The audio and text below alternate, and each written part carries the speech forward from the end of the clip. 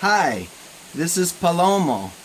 In today's video, we will graph triangles and their altitudes, and then we'll find the point of concurrency of the altitudes to get the orthocenter. The concepts that we will use in today's video include graphing triangles, graphing altitudes, finding slopes, working with the slopes of perpendicular lines, and finding an orthocenter. That's a lot of topics.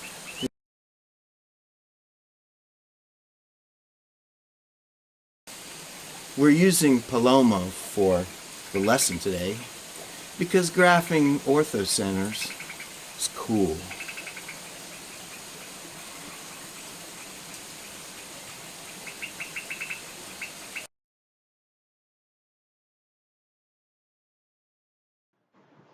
So, we want to find the orthocenter of a triangle with the vertices of the triangle at 2, 3, 7, 8, and 8, 3. So let's go on over and plot those points. R,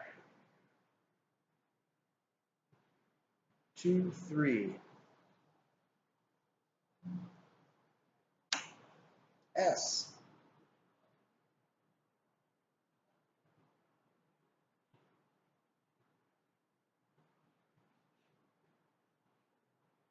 7, 8. I'm just going to label it S. And T.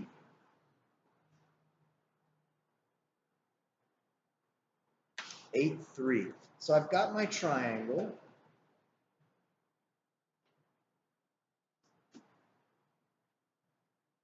It's always good to do these orthocenter problems on graph paper because it's better to be precise and it gets a little bit messy. So graph paper is always very helpful. Okay, so now we've got this triangle and we know that we want to find the orthocenter by finding the point of concurrency of the altitudes. Now we know that the altitude is drawn from the opposite vertex to the perpendicular line that contains the segment. It's perpendicular to a line that contains the segment. So sometimes we have to extend these lines or segments of the triangle to find that perpendicular part, but let's see if we need to do that for this one. Now what I do is I look for any horizontal or vertical lines. In this triangle, we have a horizontal line RT. Now we know the line that's perpendicular to RT is a vertical line and it goes to the opposite vertex. So the first and the easiest altitude that I'm going to draw is really the height of my triangle, and that's the first altitude. Well, that's the easy altitude. So we know that the altitude is the perpendicular segment from a vertex to the line containing the opposite side. Now in this case, the altitude is going to the opposite side, but sometimes we have to extend the lines or the segments of the triangle to get that perpendicular distance. So now for these other two sides of the triangle, the altitudes aren't as straightforward, and we want to take the altitude is the line from a vertex to the perpendicular line containing the segment of the opposite side. So if we're going to go from the vertex R, we have to hit ST in a perpendicular fashion. Now we can't just draw that and guess what's perpendicular, but we sure can use the slopes of lines and the slopes of perpendicular lines to find that altitude. So the first thing we're going to do is find the slope of ST using rise over run. And then over. 5, 1. So the slope of ST is 1, 2, 3, 4, down 5 over 1, which is a negative 5 over 1.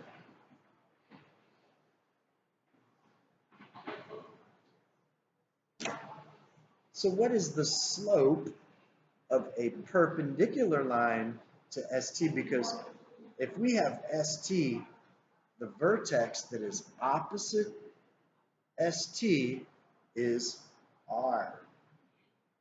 So we want to draw a line from R to ST, but we want it to be perpendicular to ST. So if that altitude is perpendicular to ST, we need the slope of the perpendicular segment to negative 5 over 1. And we know that that is the opposite reciprocal. Flip it, change the sign. So we've got the perpendicular slope to be 1 over 5.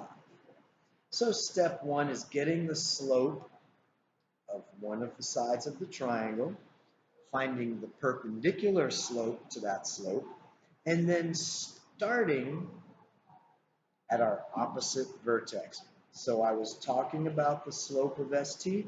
I would like to start at the opposite vertex. So I'm going to start at R, and I'm going to use my rise over run of my perpendicular slope to ST, and I'm going to get 1, up 1 over 5. Rise 1, 1, 2, 3, 4, 5. Ooh, it looks like it's already hitting that altitude. I'm going to do it one more time. Up 1, 1, 2, 3, 4, 5. So I can see that I'm getting this altitude. I'm lining it up. And I'm going to do a dashed line, which is the altitude from R to ST. And look, we already have found the intersection of two altitudes, which is our orthocenter. But let's do the third one just to make sure we did it right. We want to make sure we've got that third one right. So I did the altitude from S to RT.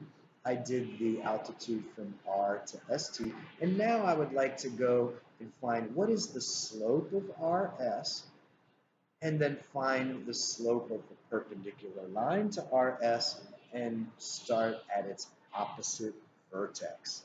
It's the same process. So let's do that. Let's find the slope of RS. I'm just going to write it up here. Slope of RS equals 1, 2, 3, 4, 5. 1, 2, 3, 4, 5. 5 over 5. So we've got 5 over 5, which is 1. The slope of RS is 1. Now this is a great exercise because now we know that the slope of a perpendicular line to RS is 1 over 1, flipped is still 1 over 1, change the sign, and we've got negative 1. The slope of the perpendicular line to RS is a negative 1. Now, I'm talking about the segment RS, so I'm going to start with the opposite vertex T, and I'm going to use a slope of negative 1. So I'm going to go down 1 over 1. I could continue, or I could go up 1 and over 1 in the negative direction, and look at what is happening. I am getting the altitude